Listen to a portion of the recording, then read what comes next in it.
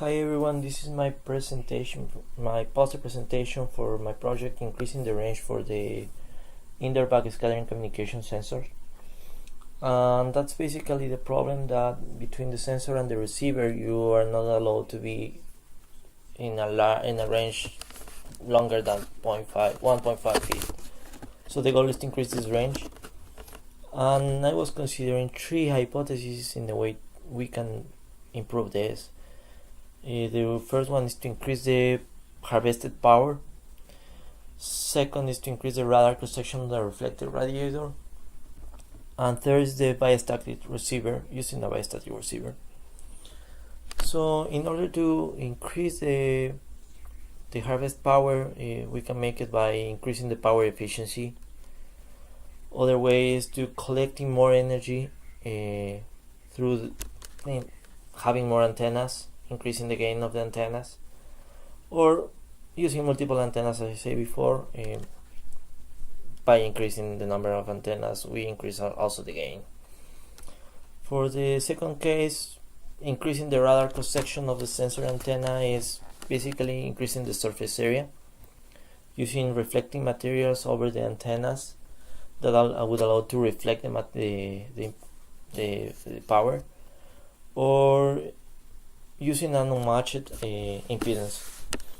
And in the third case is using multiple antennas with increased receivers, and like we could be a phase array too, or using multiple receivers in different places to increase the redundancy and the diversity.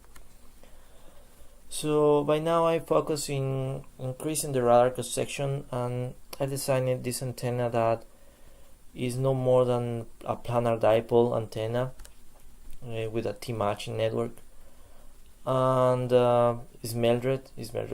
So basically a dipole is no more than a wire. By melding the wire, I am able to increase the radar cross section. This antenna is designed to work in 2.45 GHz. As is visible here, this is the plot of the reflected coefficient of the antenna, and it shows a pretty good performance. It's around minus 36 dBs, sorry, and actually the lower the number is better is a better antenna.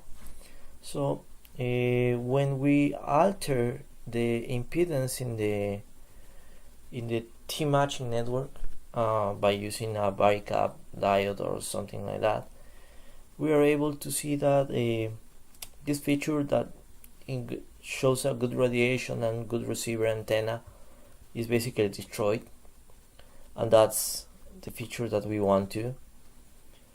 And once we look at this, is why is this cause? Is the impedance of the antenna have changed? So as we see here, the resistance of the antenna is basically zero.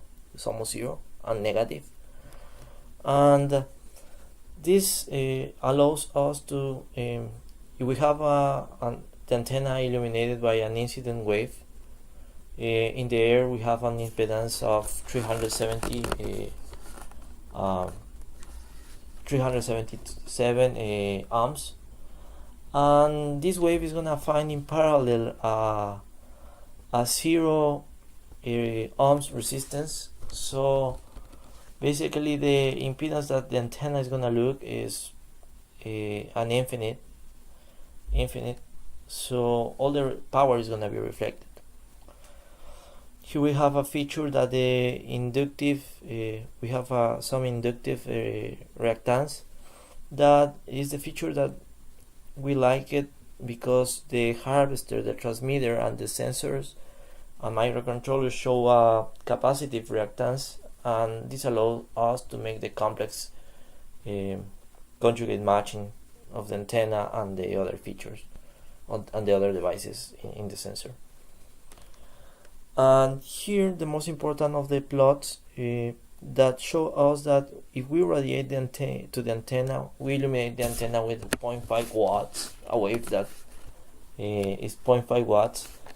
The antenna is gonna be able to receive just the load of the antenna is gonna be able to receive just 0.1 watts, and it's gonna reflect back like 0.4 watts in the 245 gigahertz.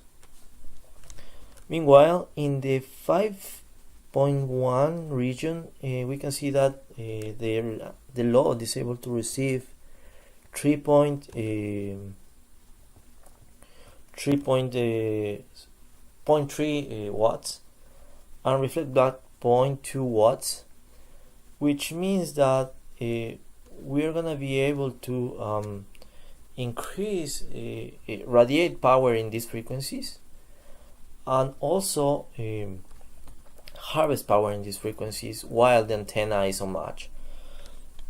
So this feature is the most important of until now, because it allows us to have bi-channel communication between the sensor and the receiver.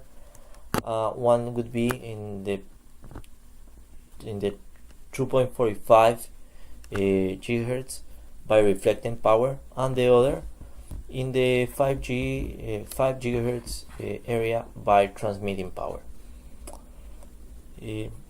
Thank you so much.